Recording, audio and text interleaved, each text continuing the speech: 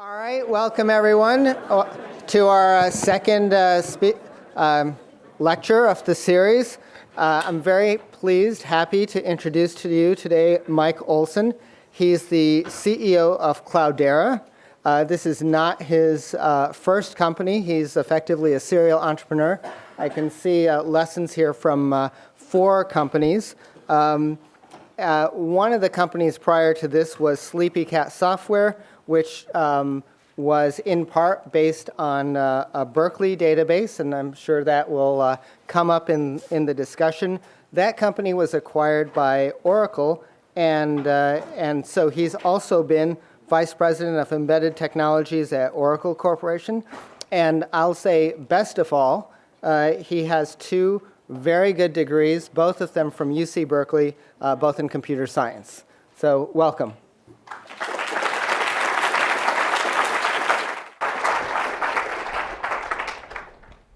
Thank you very much. Am I on the air here? You guys can hear me okay? Good. When I was preparing for this talk, I thought of a bunch of different stuff I could do. I thought one thing that interests me a lot right now that I could do would be to talk about technology trends, what's happening in business, what's happening in the markets, what's happening in new products. And I'm actually glad to talk about that stuff, but I decided not to make it the focus of this talk for 2 reasons. The first is that I'm not sure where all you guys are in your careers, and I may tell you stuff I think is deep and insightful today, and 2 years from now, and maybe totally irrelevant, right? So I want to be careful about giving advice on that stuff. And then the other is, I think, I looked at the lineup of the people you have coming through here. Adam Bosworth was next week. You've got some great entrepreneurs and innovators coming through. There will be lots of opportunities to talk about that stuff. I thought what I would do instead was I'd tell a story that I learned basically over the course of the last couple of decades working in a series of startup companies. Really how I think now about my job, what I do for a living, and the core principles I try to hold to when I'm thinking about the business, when I'm dealing with the people. Let me begin by telling you a little about myself. I am a serial dropout at UC Berkeley. I've dropped out of school here 3 times. I came back repeatedly. My most recent dropout was from the PhD program, so I was a year along after my master's in pursuit of a doctorate under Mike Stonebreaker in the engineering school. I dropped out then, and I do not expect to fix that dropout. I think that I'm done. I did work on 2 pieces of pretty well-known Berkeley technology. Berkeley DB, as Dr. Sidhu said, was the core of Sleepycat, my immediately prior company. And then also there was a pretty interesting object relational database we invented here called Postgres, and I was one of the key engineers on that. Over the course of my career, because of the graduate work and the undergraduate work I did here, really, I've started a whole bunch of different database companies. It is kind of my thing. I began as a technologist. I transitioned to the dark side after a couple of years of coding professionally, moved into sales and marketing, and then eventually running companies. Also, I have 4 years on my resume working as a farm worker, bartender, and line cook overseas. Just a little bit more about me. The companies I was at. From 1993 to 1997, I was at a company called Illustra. That was the first company to commercialize the Postgres database system out of Berkeley. And that was a tremendous success. We grew that business very quickly. It was a lot of fun. And we sold it to Informix for about $500 million in 1996. I stuck around a little bit after that acquisition. And then I went and made my biggest, I'd say my biggest mistake, my highest value learning opportunity.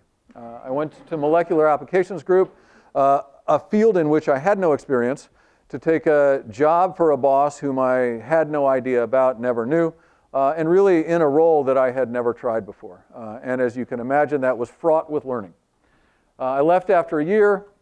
Joined Sleepycat kind of by accident. That was outstanding. We grew that organically. I'll talk a little bit about funding later. Sold to Oracle in 2006. Stuck around for a couple more years helping Oracle spin up a new business unit. And most recently, I have founded Cloudera. I'm glad to talk about Cloudera, but I don't want to make this a Cloudera commercial today.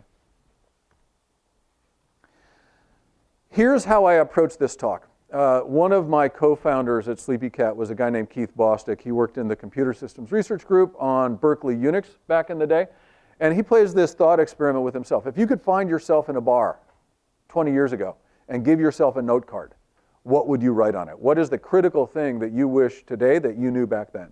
And so I have used that as the fuel for this talk. This is some stuff that I wish I had learned when I was sitting where you guys are sitting right now. I wound up learning it very much the hard way.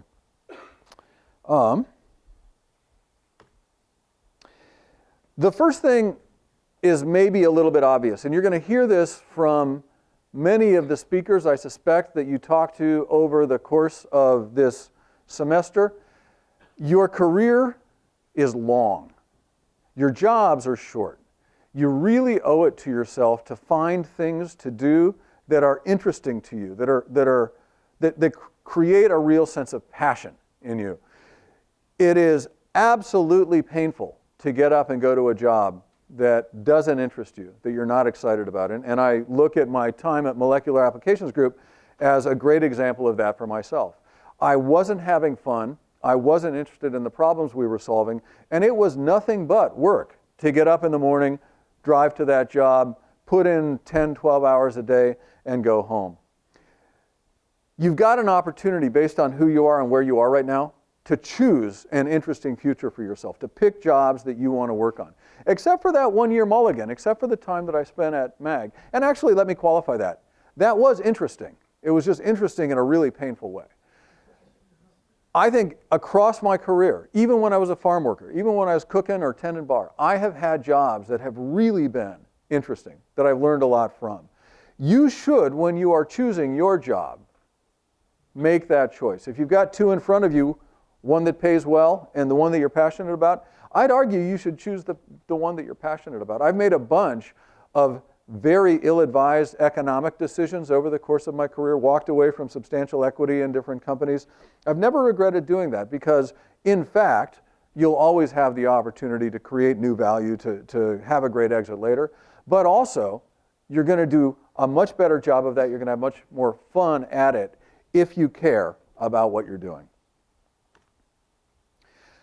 The second thing I want to tell you, and this lesson came very much the hard way for me, you should know absolutely everything you can. I'm mostly talking to the engineering students here because you guys are like me. I deeply understand relational databases and database technology. It would be hard to find anyone in the world who knows more about starting open source database companies than me. I'm not bragging, it's just who I am. It's what I've been doing for 20 years. I know pretty much everything there is to know in this market and in this technology, and as a result, the company that I'm in right now is so obviously a winner to me that I had no hesitation in leaping in. When we started Cloudera in 2008, a bunch of smart people I know, great investors, other technologists, customers, looked at what I was doing and thought I was an idiot. I knew that it was a great idea, and in fact, I was surprised that no one else could see that it was a great idea. I think time has borne me out on this. The company is doing great. We've grown very quickly. But it was because I understood technology, the problems that customers had, and what was coming in the market, the explosion of data, the need to process stuff in new ways. Because I'd spent so much time getting smart about the technology, I was able to see an opportunity and then go build a company that nobody else was. Now, when I say know everything you can, of course there are all kinds of unknowns in business. You don't have to know the future, but you should really understand the foundation of your company. When I think personally about the CEOs that I admire most, I think of guys like John Chambers at Cisco, or actually Mark Zuckerberg at Facebook. These are guys who are serious technologists who really know the systems that they want to build and how they apply to customers' lives. A professional manager could not have built those companies. Someone who was not passionate, not deep in the technology, didn't get customers, couldn't have made it happen. So you should really learn everything you can about what you are doing. The third thing I want to advise you to do is to look for pain. The most common cause of failure in startups, in my view, is some technologists who are excited about the stuff they're building and decide that it must be the basis for a good company. If you don't know what you will do for customers, if you haven't figured out how this technology, how this idea is really going to make people feel less pain, why they'll buy, you're not going to have a successful company. This is very carefully chosen wording on the slide. You can actually charge more money for alleviating pain than you can for selling pleasure. If you can find a real problem, a real business problem, a real personal problem that people have, they may not realize they have it, but a real problem that they have, you will build a successful company. You'll have the basis for a strong revenue stream. I think that this single maxim is one that you should take out of this class and this school. If you're starting a company, you have to look not just at the technology, you have to not just understand the technology deeply, but you really have to understand what you're doing when you bring it to market. Why are people going to care? You can't figure that out later. You've got to understand it yourself. You may well be wrong in some important respects. The stuff that we believed customers badly wanted to do when we started Cloudera often was not exactly what they wanted to do. But the core source of pain in that market, we saw correctly. A lot of data that needed to be analyzed in new ways. So paying attention to the business problem of your audience is absolutely critical. This was a very, very hard lesson. So I've started 4 companies about. I joined Illustra a little bit after it had started. When you walk out of this class, when you walk out of Berkeley, I think a lot of you want to be entrepreneurs. You want to figure out, how will I start my own company? Maybe I understand technology very well, and I want to be the CTO or the CEO, or I want to be the strategy person for this business. I want to be sort of the core fundamental team member with maybe 1 or 2 other people that I'm going to work with. Those relationships are the most fraught that you will have in your life. I'm married. I've been married for 20 years. That relationship is easier than the one that I have with my co-founders. The pressure is enormous in a small company. You need skills that complement yours. So you got to figure out what you're good at doing and what you're going to need in the business that you're not good at doing. And you've got to go find people who bring those skills, who can do those things to complement yours. But they also have to be people that you trust deeply. Actually, I'll tell you one anecdote. So when I was running Sleepycat, I had 3 Berkeley co-founders or sort of co-owners. Keith Bostick was the thought experiment guy I mentioned earlier. Another guy, Mike Ubell, I'd known for a long time. He's a database geek. Margot Seltzer was a Berkeley grad student with me in the engineering school. She's now on the faculty at Harvard. Margot and I had known each other forever. We were very good friends. At Sleepycat, we would get in serious knockdown, screaming fights with one another over strategy, over execution, over detail, right? It was very, very hard. The only reason that didn't destroy the company was that we deeply trusted one another. We had a foundation of friendship for several years. We knew that the other had the best interests of the business in mind, and each of us was willing to believe that the other person was convinced they were right. We thought they were wrong, but a smart person who thinks they're right. You need someone that you're able to disagree with and yet trust in that way. And that's a very hard set of properties to find in a co-founder for a business. In another company that I started, we had a bad experience with one of the founders on the team. Chemistry was wrong. The skill set was not what we thought it was when we started out. That is an enormously expensive mistake to unwind after the fact.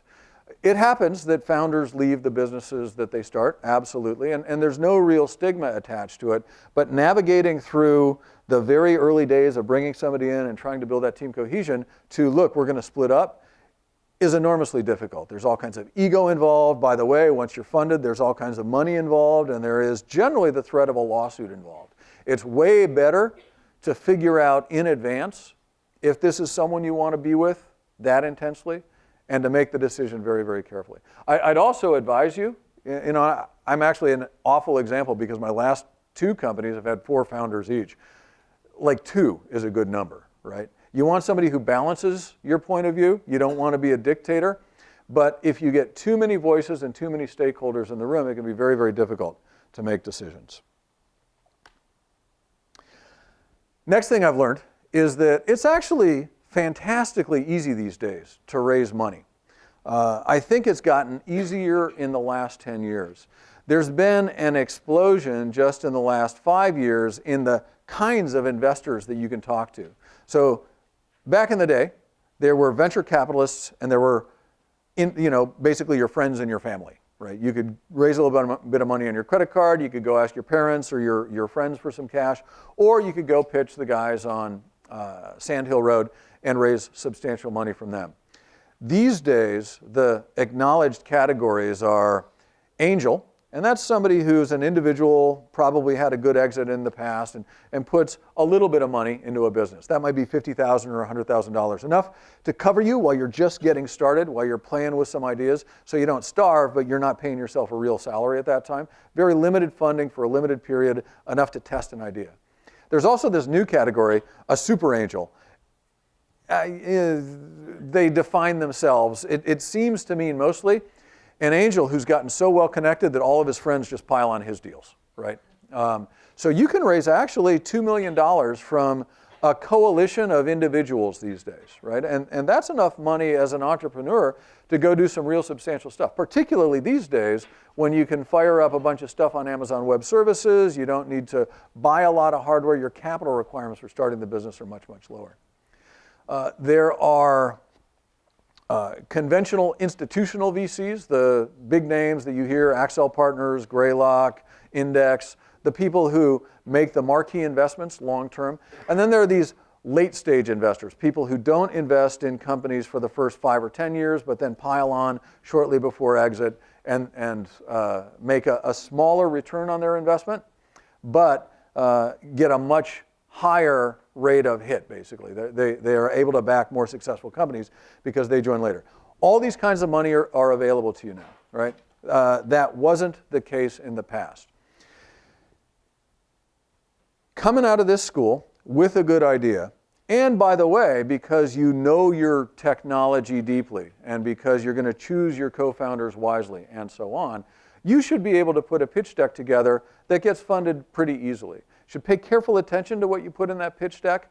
You should look at other examples from other entrepreneurs that you can steal good structure and ideas from. But it's not going to be too hard for you guys to make money. I'll offer just one more insight here, and this is even from my immediate company. When we pitch the investors, we put together a deck, here are the 5 things we're going to do, here's how we're going to spend your money. Within 6 months, about half that plan was just bull. It was just totally wrong. When you get started working with the market and engage, of course that plan is going to go south. You're going to do something different in reaction to the market. Good investors will stand alongside you. And in fact, good investors will put more money into your company later as you grow. Right? So raising money these days is blindingly easy. The thing that's hard is bringing good people into the organization. So I talked about the risk of finding good founders earlier, and I absolutely believe that is a critical problem. But over the course of 2 or 3 years that you're starting your business, that you want to run it, you want to build product, you want to deliver it, you're going to need to hire office staff, you're going to need engineers, sales, marketing people, and finding those people is very, very difficult. This is probably the biggest single thing that I struggle with at Cloudera.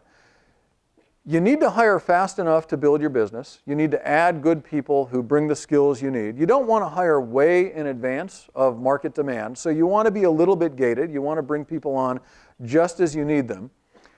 You find a superstar, you almost always want to bring them on, but you need to know what they're going to work on. It is very common to decide in your head, look, we need to find a programmer who knows this particular piece of technology, or we need a salesperson with experience in this particular market, and to go looking for those people, and for a couple of months not to find them, and as a result to settle. And that is deadly. Bringing on somebody who wouldn't have met your bar originally, somebody who you really feel like is a second choice, colors the organization as a whole. Second choice people will bring on more second choice people. Especially early in the life of your company, you need to build a team that is stellar. People you would trust to walk out into the wilderness all by themselves and represent the entire company. Finding those people is very hard. It's possible. You have to create a culture that attracts them. You have to be the kind of leader that makes them want to come and work for you. But it's very, very important to your long-term success that you hire well. So I'm the CEO of my company, and this slide is mostly pitched at other people who want to be the CEO. I think it's also true if you want to be a strategy leader or active in marketing and sales, right? I think if you want to be sort of business focused, that's important. Technology, a little bit less so, at least in the way that I mean it. So I say be a generalist. What do I mean? Over the course of my career, I've been a programmer and an architect. I've been a support engineer. I have run and done marketing, and I've carried a bag. I've been a salesperson. That experience actually allows me to understand each of those jobs in a way that is very valuable to me now. The first and most obvious observation is that it's hard to trick me about what's possible and what's impossible, right? I've closed a lot of deals. I built a lot of software. I don't write code for a living anymore, but I at least understand what technology can do. So I'm able to know when the product team or when the sales team is sandbagging on me. And that's important. By the way, I'm also able to talk to customers and understand what they're doing. Being broad in that way, especially if you want a senior leadership role in a company, is important. You should decide if that senior leadership role is important to you. If it is, you probably want to make a career plan that gives you that kind of diversity, that lets you move around among a couple of functional roles over the course of your career. It's easy, I think, to start from engineering and branch out. It's a little bit harder to be a business person and move into a very technical domain, but I have seen people do it. If that's a goal of yours, I would encourage you to think about, as you take your first job, what particular pieces of your resume you want to build out. The ones that I think have been most valuable to me, software development and product, sales, and marketing. It's also the case, actually, that it's useful to know how to read a balance sheet and look at aged accounts receivables. But I think you can get that in a class. I don't think you need to go be a finance person in order to learn those jobs. But being a generalist, especially if you want to be a senior leader in the business, is very useful. Because if you know how all the jobs are done in general, you can bring in people who are really, really good at them. I'm actually a really lousy VP of sales. I'm doing the job at Cloudera right now. I don't like it, right? I understand what pieces need to be done, design a comp plan, hire reps, divide up territories, set targets, set quotas, motivate them to go close the deals. I get all that. It just doesn't float my boat. It's not what I like to do for a living. But I understand what I'm looking for in a really killer VP of sales. I need to find somebody who's not only good at all that stuff, but is a lot more passionate about doing it well than I am. Similarly, I know how to hire someone who can run product, who can run engineering. I know what to look for in a great marketing person. It has been my practice to, in my company, run as much of the company, as much of the functional organization as I can. So when we started, I was responsible for a lot of stuff. My co-founders handled product specifically, but I was paying attention to sales and marketing. As soon as I get to the point where there is so much to do that I'm doing a really crappy job, then I know it's time to go hire a specialist. So if you're building a startup, it's good to keep the number of people in senior roles fairly small. And for you as a founder to go be as hands-on as you can possibly be. Really go talk to customers. Really try to close some deals. You'll learn the most that way about what works and what doesn't work.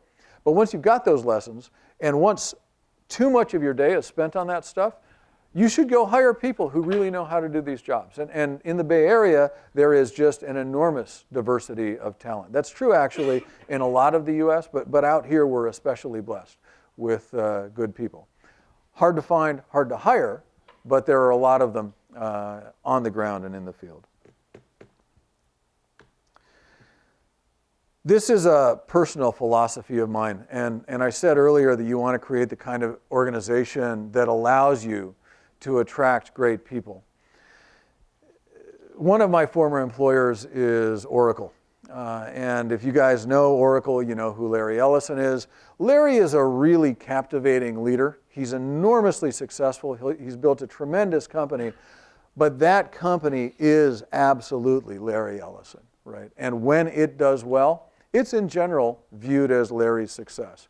In particular, I'd argue, it's viewed by Larry as Larry's success. He could well be right. That's not the way I think about what we're doing at Cloudera. If, in my view, you're going to be an effective leader, you want to accept the blame for things that go wrong. After all, you're the one setting the direction, you're the one managing and monitoring and paying attention to progress. You're hiring, you're deciding who comes in and does the job. If things aren't going well, there's probably more as a leader that you need to do. You need to notice earlier, you need to fix the problems, right?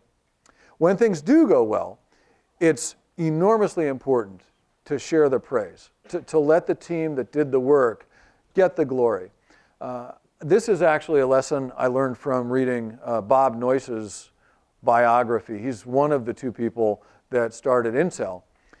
There is no more productive, no more successful way of rewarding an employee and really getting enormous enthusiasm and dedication and loyalty than praising guys publicly.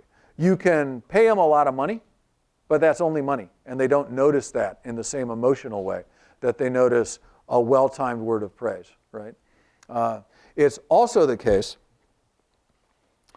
that if you pass credit around, if you praise people when they do well, when you have to correct them, they will notice much more readily. That is, if you scream at people all the time, if you push blame down, people are going to tune you out. They don't want to hear it, right?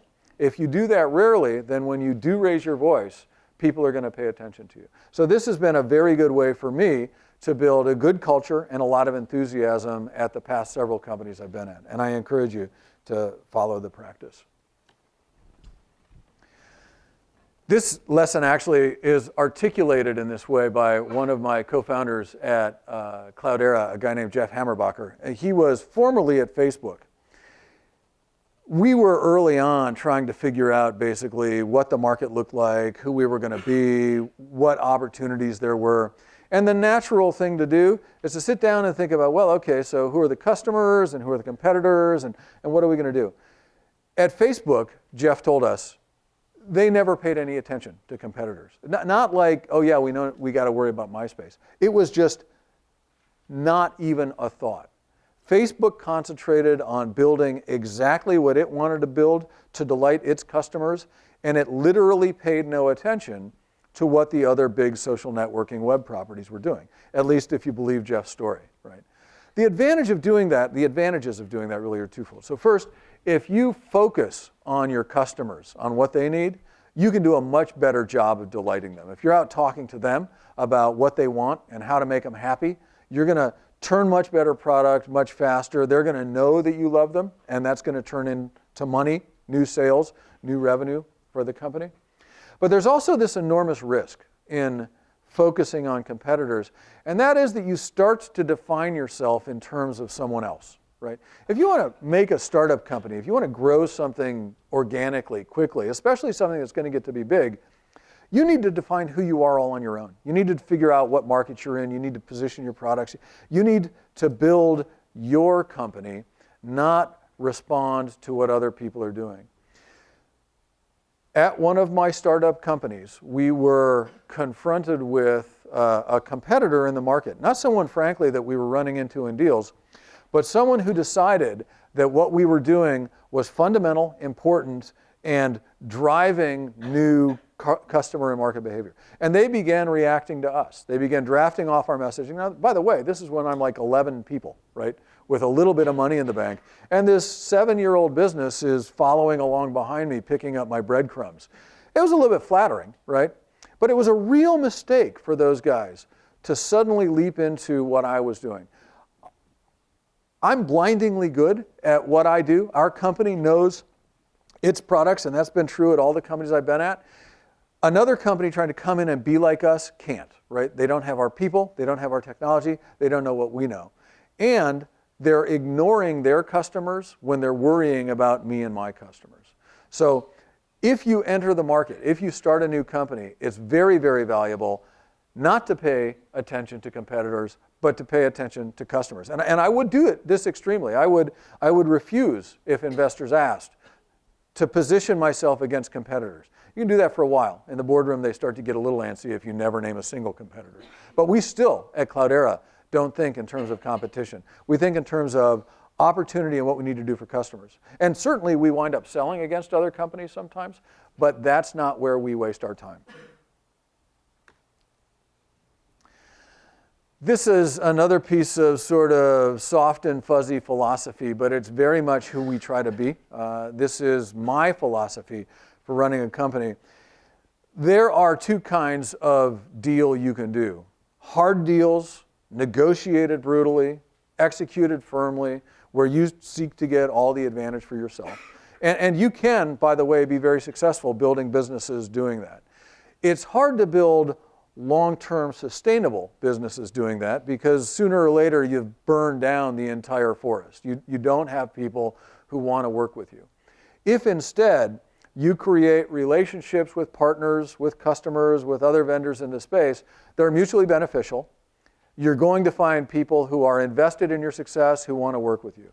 An example I use here, and it's easy to pick on Oracle because they're publicly traded and their behavior is well known, but it really is Oracle. So over the past few years, Oracle has continued its long-standing practice of customer audits. So you sign a license agreement with Oracle and you agree we're going to run N copies of Oracle's products on our servers in our data center. Oracle reserves the right to come in and count the copies you're running. And by God, they do, right? And they frequently find that customers have, I think in general, innocently, exceeded their quotas. The reaction is immediate, swift, and punitive, right? There's penalties, and you got to pay up, and you've got to buy the licenses that you didn't have. That act, that is barging in through the front door, jackboots on, auditing customers, alienates customers intensely. As soon as they can, they migrate off that technology. It's not that these customers are bad. It's not that they're pirating the software. It's that a couple extra copies got installed, right?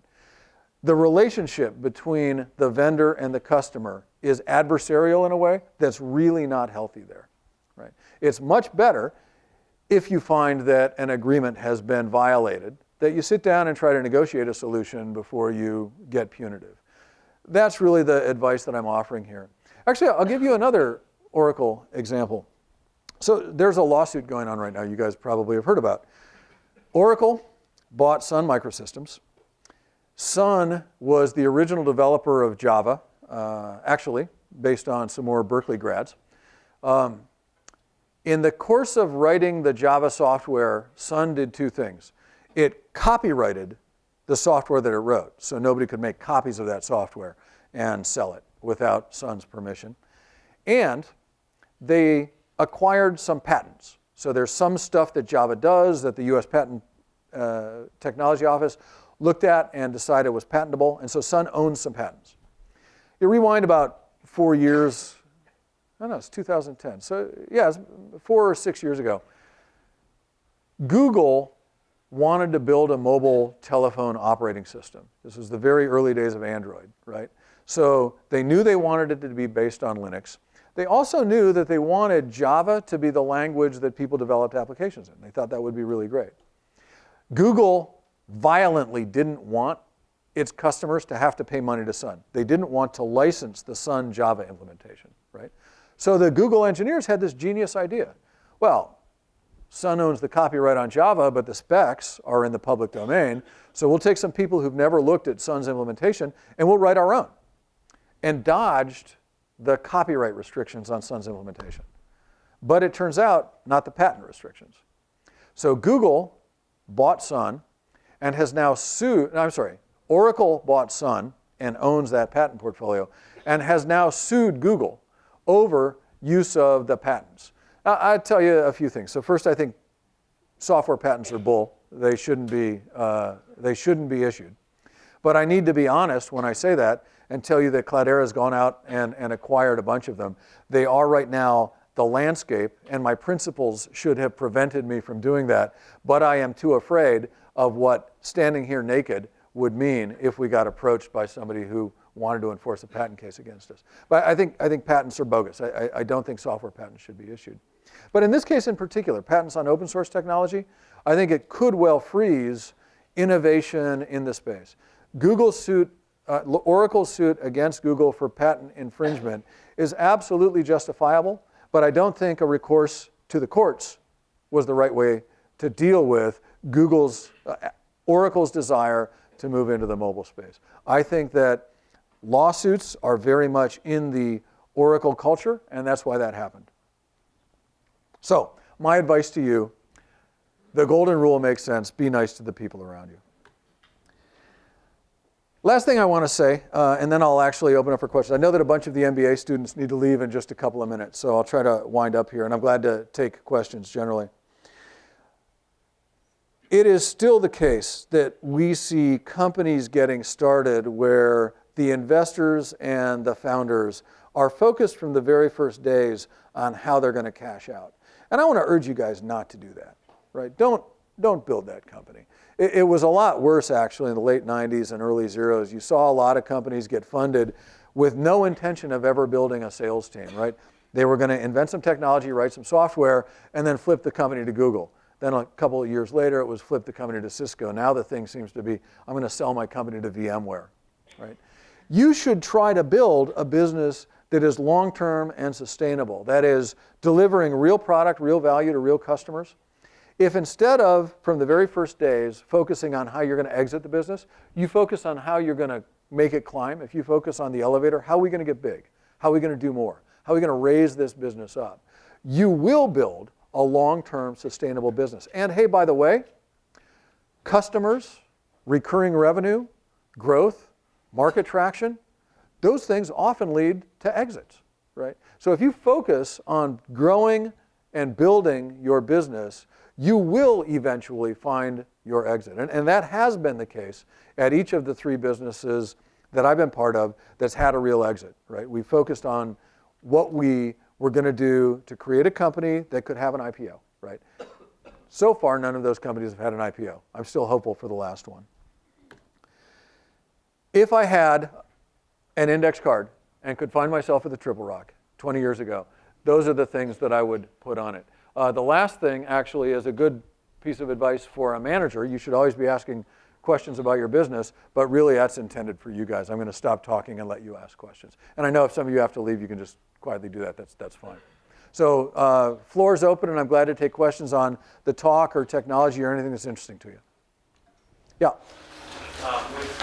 With your ability to find capital easy and having hiring be really hard, how do you manage dilution of equity in a startup business? So the question is, it's easy to get capital. It's hard to hire good people. How do you manage dilution, equity dilution in a startup?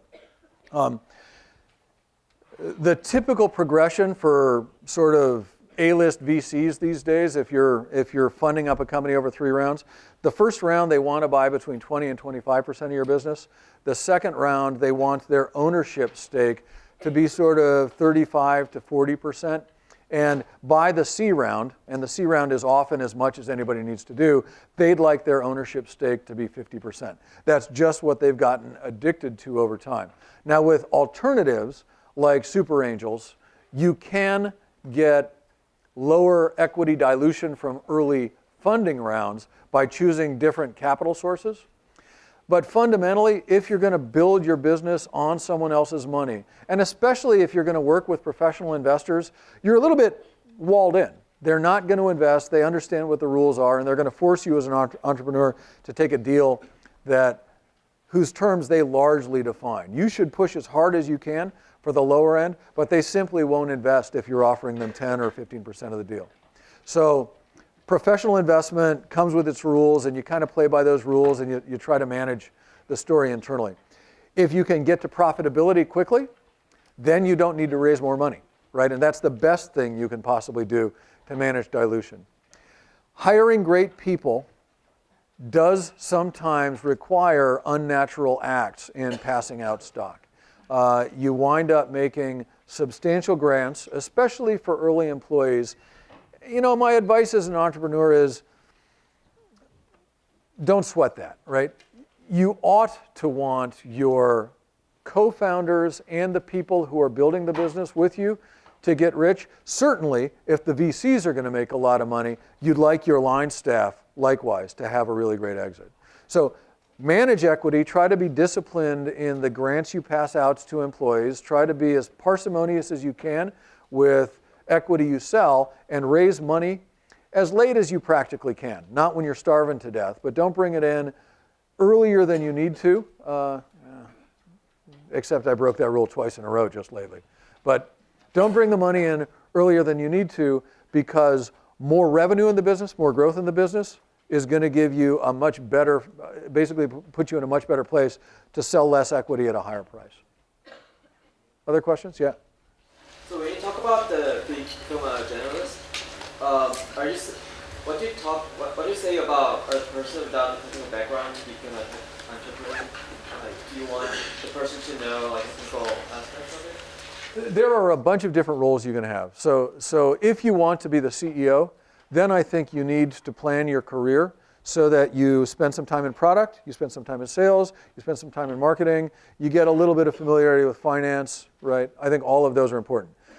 If you want to be an entrepreneur and a member of a founding team, but you don't necessarily want to be the CEO, then you don't need to be that broad. It's not that important to go chase a whole bunch of different experience. In fact, I would say being much, much deeper in the field, in the role that you care most about is more important. It's always good to know a little bit about the jobs that are adjacent to you in the organization so you can support those people better.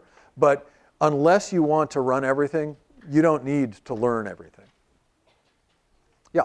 Hi. So you just mentioned that your company is now gearing up towards an IPO. And I'm curious, in your experience, what kind of things are crucial as you start gearing up to that, and what? So let me be absolutely clear, because I see we're being recorded here. I am making no forward-looking statements. Cloudera dreams of an IPO, right? We dream of having an IPO. We absolutely are building a business with the intent of getting to IPO. And I think, for a bunch of reasons that are kind of commercially, that this company can do that. Who knows? Maybe a deal is offered that we can't refuse. So far, none has been. But there are legal and financial requirements for having an initial public offering. There's an S-1 document that you have to file with the SEC, and you need audited financials for a bunch of things. So there's a bunch of form to go through. And honestly, you should go hire a CFO to worry about all that stuff, right? That's special magic black art finance, right? And you just go pay those guys a lot of money, and they just do it for you, right? There are strategic and market things you need to do. And in general, those are recurring revenue, continued growth, strong customer adoption, right? So recurring revenue is the best way to grow. If every customer I have keeps paying me every year, then I get this year all the money from all my previous years, and also any new business I can do, right? So that's very important. The other thing is you need to be in a market that can be big, right? If you can be the leading supplier of widgets in a $50 million market, you're hosed, right? I mean, you could have 80% of that $50 million market and nobody would care, right? If you're in a billion-dollar or a multi-billion-dollar market, then people will care. And so that's our insight right now. We think we're building in a market that could be tens of billions of dollars, right? Yes? What qualities do Steve Jobs and Jeff Bezos exercise to drive the respective growths of their companies? What quality does Steve Jobs and Jeff Bezos exercise to drive their companies? I bet you could get one or two of those guys here to talk to you if you really twisted some arms, and I would encourage you to do it. I admire and respect them both. Bezos actually bugs me a little bit because I never had the idea for Amazon.com, but as soon as I heard it, it was just obviously a good idea. And there's been like 3 or 4 times in my career where that's happened, where you're like, oh, I could have thought of that, but I didn't. And every single one of those businesses has been hugely successful. I think those guys focus on customers and on quality, and they're both inspirational leaders. I've never worked for Steve Jobs, but he's got a bit of a reputation for being a hard ass in the industry. So, you know, people don't always like working for him. He's super charismatic. I think people genuinely like working for Bezos. At least that's the scuttlebutt I hear. But the companies they work for love and respect them in an important way. They put their personal stamp on the business that they're building, right? Jobs' legendary commitment to beauty and excellence. You know, in the 80s, maybe 90s, Michael Dell said, Apple is a waste. They should shutter the company, sell the assets, give the money back to the shareholders. Apple's market cap is now north of Dell's market cap. And I hope Michael noticed the day that happened. That was Steve's work. He brought that company back from the dead by focusing on building stuff like iPhones, right? What else? I think back here. Then. So you mentioned that you may have raised money a little too early in your previous companies. I was just interested in like what is the appropriate time for people to begin a fundraising?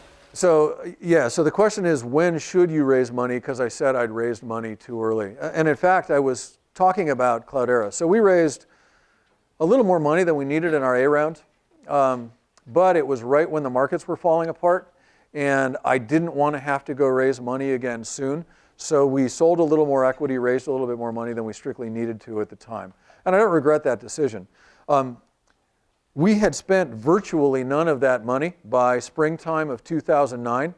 And I don't know if you guys remember, but so 2008, just as we closed our A round, the bodies were falling on Wall Street. The markets were just cratering. I think Lehman that week, right, went under. By springtime 2009, we were walking around in the dark and you could hear water dripping. I mean, it was just, the markets were awful. It was not at all clear that the economy was ever going to get better. But at that time, my company was doing great. You know, we were getting rid of the Wall Street Journal. We were winning customers. Investors were banging on the door.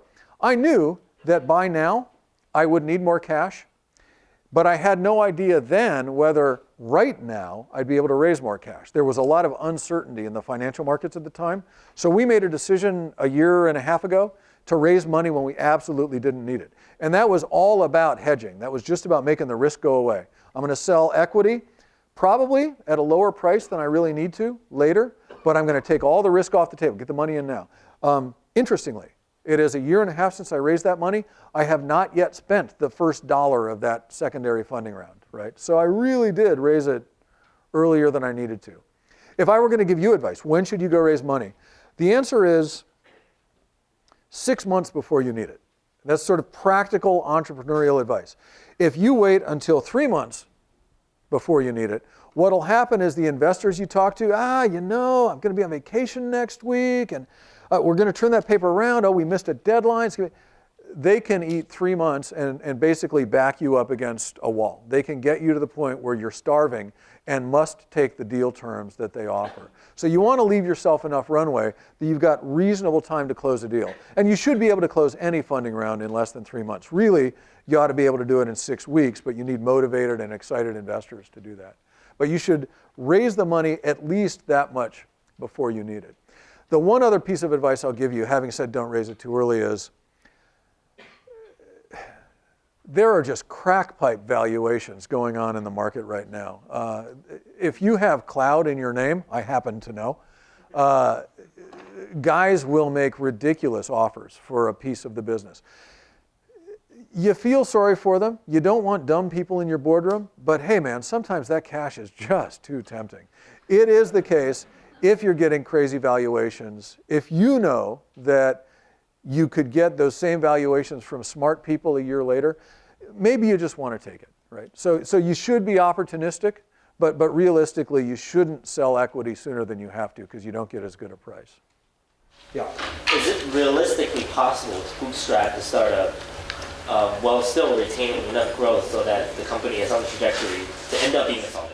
Excellent question. So the question is, could you bootstrap and build a solid business? Actually, Sleepycat, we did exactly that. We never took a single dollar of investment capital. For the first couple years, we paid ourselves $25,000 a year in salary, which actually for you grad students may seem like real money. To my wife, not so much. We paid ourselves starvation wages and basically funded the business on deals. Sleepycat was founded on a $250,000 consulting contract, basically, with Netscape. That gave us enough money to fund the work that we wanted to do, and we never looked back. We hired behind revenues, so pretty slowly. We grew 30% year on year, which in venture-backed startup world is not great. I can tell you that Illustra had a $500 million exit. Oracle has not disclosed the terms of the Sleepycat acquisition. It was material to me, right? It was enough money that it was really life-changing for me, but it was nowhere near $500 million. So it's a little bit difficult to build the kind of rocket ship growth and venture-backed exit that you can get over other paths. On the other hand, as the founder, you retain a lot more control, right? You don't have investors beating you up for strategic reasons that don't match your goals in the business. So you can, I did, I loved it. But notice what I did. My last company was organically grown and funded on revenues, and I loved doing that. But when we started Cloudera, I knew that what I wanted to do was take advantage of I think tens of $billion a year opportunity. And in order to do that, I knew I needed to spend in advance of growth. So are we out of time here? So we're getting out of time. And I know after this, a number of you will have questions like at every speaker series I've seen for the last 5 years. So what we should do, I think, we should thank our speaker.